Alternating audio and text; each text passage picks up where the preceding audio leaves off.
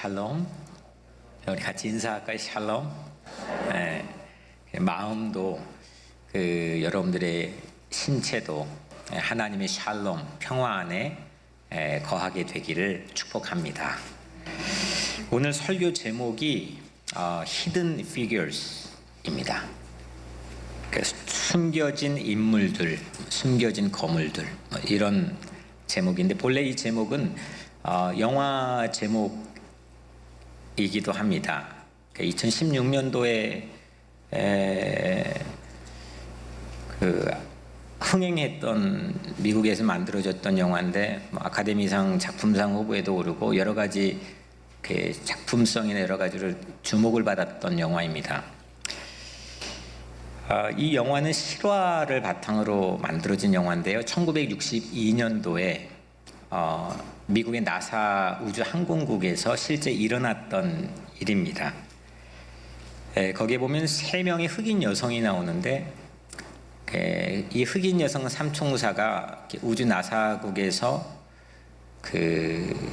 별로 사람 취급받지 못하고 자기의 천재적인 수학 능력자였거든요. 네. 이 실제 인물이 그 능력을 발휘하는데 엄청난 장애들과 방해들이 이제 영화에서 보여집니다. 네, 그런데 당시 소련과 이 우주 경쟁을 하죠. 한창 그때인데 그때 가장 결정적으로 역할을 했던 사람이 이 3명이라고 합니다. 지금도 제가 한번 나사 항공국에 갔는데 지금도 이 사람을 이제 기리는 비도 있고 그렇습니다. 영화가 다 기억나지는 않지만 이 삼총사가 보여줬던 메시지는 상당히 강렬했습니다. 이런 겁니다. 천재성에는 인종이 없고, 인종의 구분이 천재성에는 없고, 강인함에는 남녀의 구분이 없고, 그리고 용기에는 한계가 없다.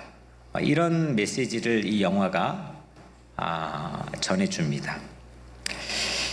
흑인이 차별받던 시절, 그 시절에 미국의 최첨단 지성집단, 미국이 가장 똑똑하다고 생각된 사람들이 모여있는 그 지성집단의 흑인 여성 삼총사가 보여줬던 천재성, 강인함, 용기, 이건 상당히 많은 사람들에게 또 저에게도 감동을 깊이 전해줬습니다. 그래서 이 사람 삼총사를 Hidden Figures, 숨겨진 인물들, 이렇게 제목을 붙여서 영화가 제작이 되었습니다. 하지만 이 영화는 개인의 역량에 주목하고 있습니다. 그러니까 시대는 받쳐주지 못하고 그 개인적 역량을 알아보고 키워줄 만한 그런 눈도 시대는 전혀 없는 상태였지만 여튼 이 3명이 보여준 그 불굴의 의지와 투혼은 정말 보는 이로 하여금 통쾌한 마음들을 갖게 합니다. 그 영화의 한 장면에 인상 깊었던 거는 그 천재적인 수학자였던 그 여성이 막 긴급하게 그 숫자 하나하나가 매우 중요한 때인데 화장실이 당시에는 이게 구분되어 있었잖아요. 조태현 장로님이 1963년도에 미국 오셨는데 화장실이 구분되어 있었나요? 네, 흑인 여성이고 흑인 여성. 따로 이제 구분되어 있어서 멀리 자기 사무실에서 멀리 다른 빌딩까지 막 계속 뛰어갑니다. 하루에도 몇 번씩. 일을 중요하게 해야 되는데 뛰어가가지고 화장실 일 보고 또 오고 또 오고 그런 그 한계들, 그런 제약들이 얼마나 억울했겠습니까? 이런 걸 극복하고 저항하는 불굴의 의지. 이게 개인의 역량이죠. 이게 칭찬받아 마땅합니다. 그래서 사람들의 감동을 줍니다. 하지만 지금의 눈으로 2020년 우리들의 눈으로 1962년도를 보면 미국 사회는 비상식적입니다. 비정상입니다. 그런데 오늘 본문, 우리가 읽은 본문은 전혀 다릅니다.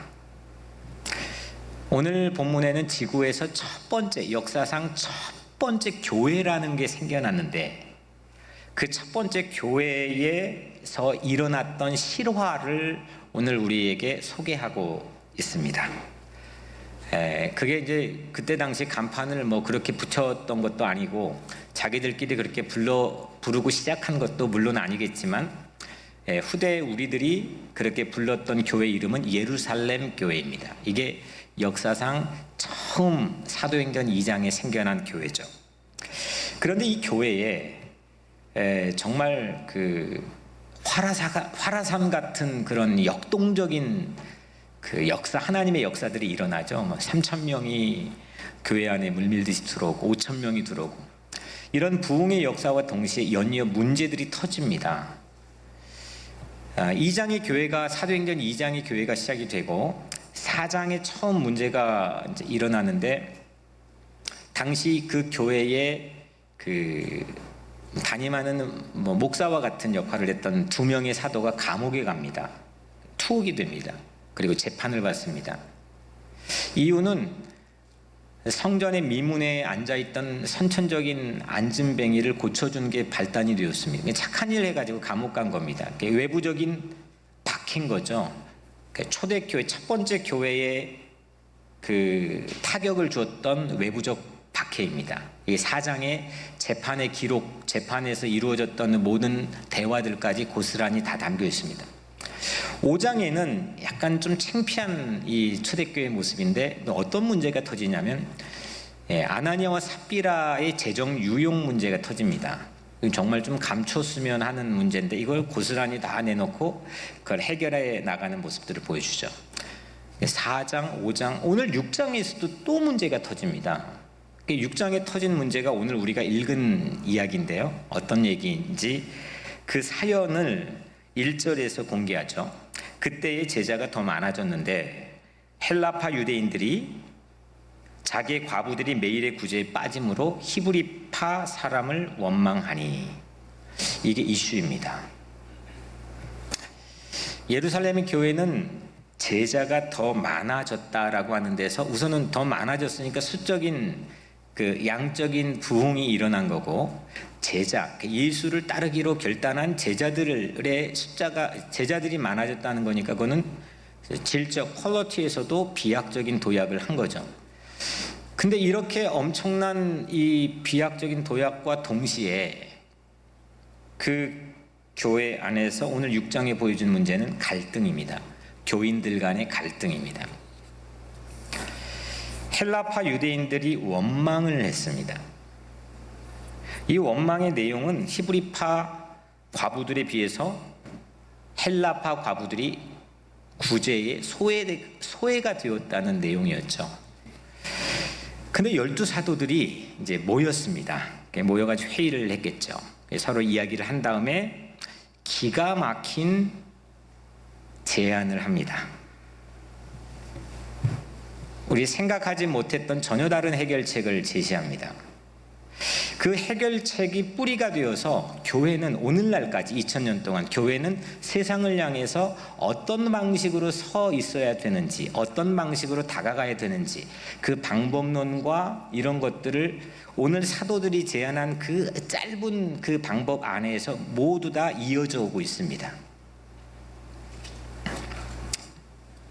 그게 어떤 방법이냐? 2절부터 3절, 4절에 나와 있는데 제가 읽어드릴게요. 우리가, 사도들이 한 말입니다. 사람들을, 제자들을, 교우들을 다 불러 모아놓고 우리가 하나님의 말씀을 제쳐놓고 접대를 일삼는 것이 마땅하지 아니하니 형제들아, 너희 가운데서 성령과 지혜가 충만하여 칭찬받는 사람 7을 택하라. 우리가 이 일을 그들에게 맡기고 우리가 오로지 기도하는 일과 말씀 사역에 힘쓰리라. 이렇게 말했습니다. 이게 사도들의 제안입니다. 뭐 길지 않죠. 근데 지금은 우리가 이게 익숙하지만 당시 아까 제가 말했던 2가지, 3가지 보통 그런 방식으로 국가나 아니면 뭐 교회나 어떤 조직에서 선택해서 대응을 하는 게 거의 가장 최대치일 텐데, 이렇게 교회 공동체가 위기를 맞고 사도들이 위기를 맞는 상황에서 그들이 모여서 회합을 하고 결정한 제안은 이겁니다. 우선 먼저 이 위기에서도 그들이 할 일을 놓지 않고 잃어버리지 않았다는 겁니다. 그러니까 이렇게 이런 일들 당하면 이렇게 하는 일에 힘이 빠지죠. 놓아버릴 수 있는 그런 텀도 생기고 슬럼프가 찾아오기도 하고요. 그런데 이 사도들은 해야 할 일을 아예 도드라지게 더 이렇게 만들어 버립니다. 기도와 말씀이 그들이 해야 될 일이라고 자기들이 밝히고 있죠. 기도와 말씀 전하는 일을 우리는 주목하고 집중도를 발휘하려고 하는데, 그래서 이 문제 이슈가 발생된 거를 역할 분담을 할 7명을 선출합시다 라고 제안을 합니다. 이로 인해서 역사상 처음으로 교회의 최초의 선출직이 세워집니다. 본문에는 어디를 봐도 집사라는 말이 없습니다. 보통 이 본문을 우리는 7 집사를 뽑는 본문으로 익숙하게 알고 있는데, 어디를 봐도 디컨이라고 하는 집사라는 말이 본문에는 없습니다. 이게 이제 교회 전통에서 이게 집사, 디컨, 디아코노스라고 하는 어근을 가진 집사를 이제 붙인 건데, 하나의 말씀의 그 레퍼런스를 찾자면 사도행전 21장 8절 말씀이 이런 말씀입니다.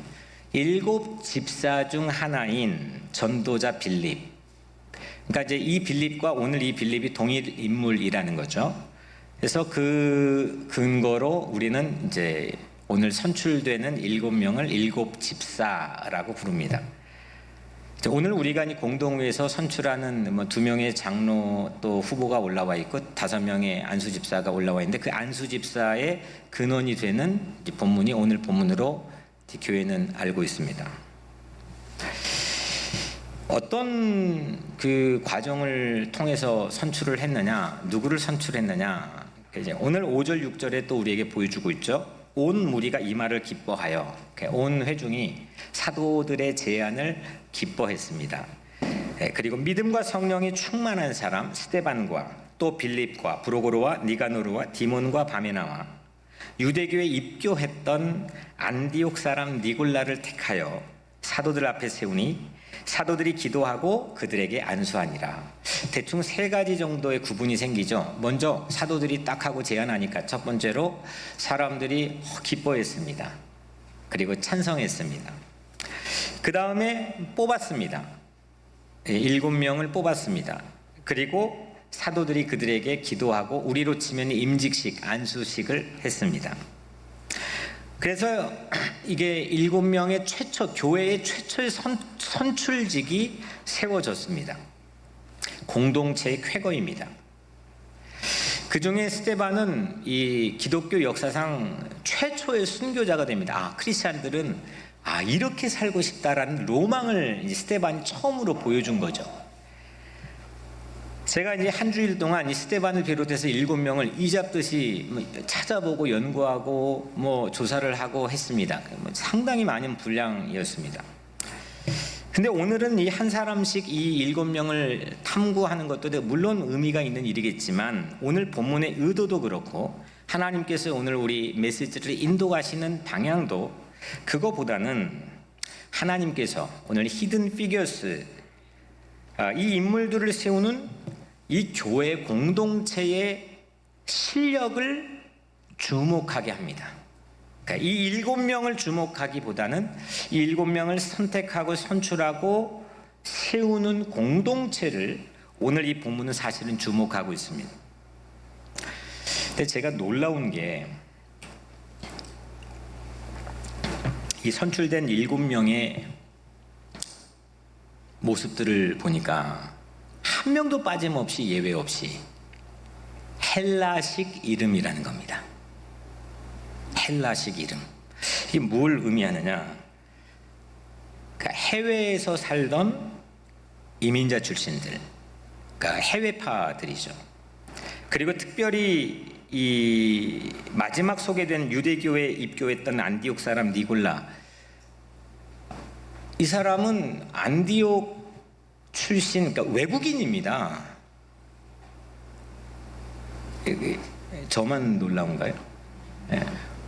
아니 초대교회에서, 이게 예루살렘 교회에서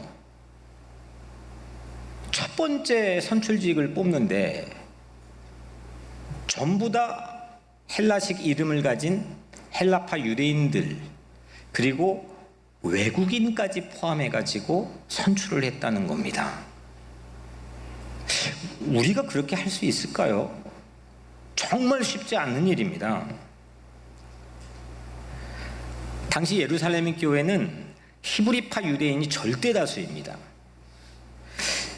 그래서인지는 몰라도 히브리파 과부들이 우대받고 헬라파 과부들이 소외가 되어서 지금 원망이 발생한 겁니다. 헬라파 유대인들은 초대교회에서 소수였습니다. 그리고 히브리파 과부들이 절대 다수입니다. 그런데 그 첫 번째, 이 역사상 첫 번째 교회 공동체는 이 7명의 집사를 헬라파 젊은이들, 심지어는 외국인까지 포함한 젊은이들 전부 다 뽑았습니다. 그러니까 이 절대다수, 교회 이 공동체 안에 절대다수가 절대소수에게 스스로 자진해가지고 몰표를 몰아준 겁니다. 아, 이런 일이 일어날 수 있나? 오늘 우리 교회 공동의회에서 장로 안수 집사 7 후보를 올려놓고 선택합니다. 뭐 이게 되고 안 되고의 문제가 아닙니다. 우리에게도 기로입니다. 이런 자리에서 우리는 하나님 앞에, 살아계신 하나님 앞에 우리 교회 저력은 뭔지, 정말 세상을 누룩처럼 하나님의 복음으로 편만하게 펼쳐가고 빛과 소금으로 세상에서 등대 역할을 할 수 있는 뉴욕 우리 교회가 되기 위해서 우리는 어떤 모습을 갖고 있는지. 우리 교회도 어려움이 있을 수 있습니다. 연약할 수 있습니다. 여기 초대교회도 이 예수가 지금 승천한 지 그 땅이 뭐 온기가 채 식기도 전처럼 보여지는 그냥 막 뜨거움에 극에 달아있던 그런 시기에서도 이 교회가 어려움이 있었습니다. 하지만 그들은 그 어려움을 공개적으로 공론화하고 내놓고 그거를 하나님의 방법으로, 성경의 방법으로 뚫고 나갔습니다. 그리고 극복했고 그게 도리어 부흥의 기회가 되었습니다. 플라톤이라고 하는 철학자가 있습니다. 소크라테스, 아리스토텔레스, 플라톤, 이 사람들이 주전 5세기, 4세기, 3세기 어때 또 이렇게 다 뭉쳐가지고 그 시대에, 그 이후에 그보다 더 탁월하게 영향을 미친 철학자가 세상에 없죠. 근데 그 중에 플라톤이 도시국가였던 그리스 아테네에 민주주의 기틀을 놓는 역할을 하는데, 그 지금까지도 미국 민주주의의 기틀을 놓는 그 결정적인 질문 하나를 플라톤이 합니다. 그게 뭐냐? 콜로세움이라는 원형 경기장 있잖아요. 스포츠가 그 되는 원형 경기장. 그 경기장의 주인이 누구냐? 이 질문을 합니다. 경기장의 주인 누구냐? 그 경기장에는 선수가 있고 심판이 있고 관중이 있다. 그 경기장에서 참된 진짜 주인이 누구냐? 이 질문을 합니다. 이 질문이 민주주의 기틀의 초석이 됩니다. 플라톤은 그 경기장의 주인을 관중이라고 합니다. 관중이 지켜보지 않으면 심판은 제 멋대로 경기를 운영하게 되고, 관중이 만약에 없다면 선수는 자기 개발에 힘쓰지도 않고 최선을 다하는 허슬 플레이를 보여주지도 않고 박진감 넘치는 그런 경기에 임하지도 않을 것이기 때문이다. 이렇게 얘기합니다. 이런 맥락에서 플라톤은 국가는 왕이나 지배자가 주인이 아니다. 국가는 시민이 곧 주인이다.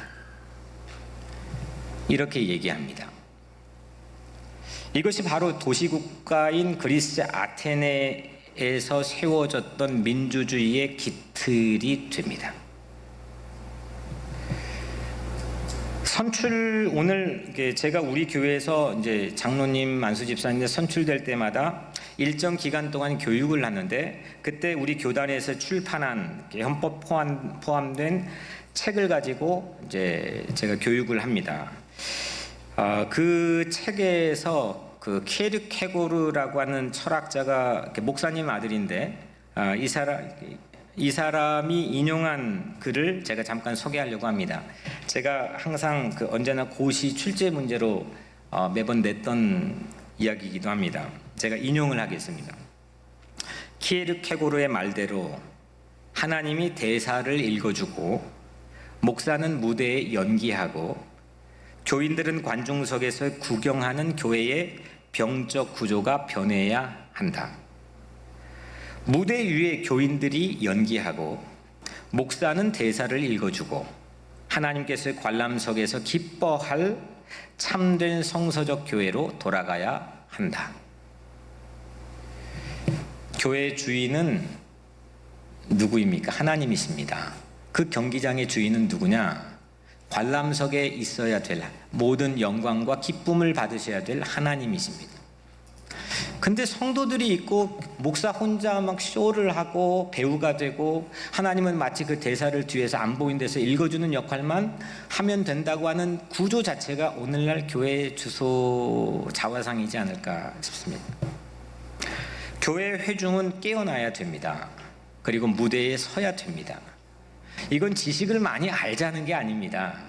언제 지식만이 알아가지고 교회 배우 역할을 수많은 사도들과 제자들이 했습니까? 그게 아닙니다. 원망만 하는 프라브럼 메이커들이 이 안에도 있었습니다. 교회 안에도 있었습니다. 원망만 끊임없이 하는 프라브럼 메이커에서 문제를 과감하게 해결할 수 있는 히든 피규어스, 숨겨진 인물들, 그 인물들을 세울 수 있는 교회의 저력이 오늘 본문에서 우리에게 보여주고 있는 첫 번째 교회의 모습입니다. 소수 해외파를 0대7로 밀어준다. 그리고 세워주고, 이런 첫 번째 교회의 모습이 전 뉴욕 우리 교회 안에서 재현되었으면 좋겠습니다. 그 어떻게 이게 가능했느냐? 그들이 뭐 특별한 비결이 있었느냐? 당시에 이 디컨, 우선 뭐 후대의 디컨이라고 부르니까 이 디컨, 집사가 서열직이 아니었기 때문입니다. 이건 봉사직이었습니다. 디컨이라고 하는 말은 디아코노스에서 온 말인데, 디아코노스는 봉사가 먼저 1번 뜻이고 두 번째가 2번 뜻으로 선교입니다. 그러니까 다시 말하면 집사는 어떤 사람이냐면 봉사하는 사람입니다. 좀 그 말의 어원을 따져보자면 주방에서 어머니들이 음식을 준비해가지고 쫙 이렇게 내놓잖아요. 그거를 디컨이라고 합니다. 그런 사람을 디컨이라고 합니다. 디아코노스가 바로 그런 겁니다. 봉사하는 겁니다. 누군가를 맛있고 즐겁고 기쁘게 대접하는 것, 접대하는 것, 이게 디컨입니다. 예수님께서 우리를 히든 피겨스로 삼아 교회를 세워주신 것처럼 우리 같은 거를 그 예수님께서 그렇게 세워주신 것처럼 우리 공동체도 이 일을 능히 하실 줄로 믿습니다.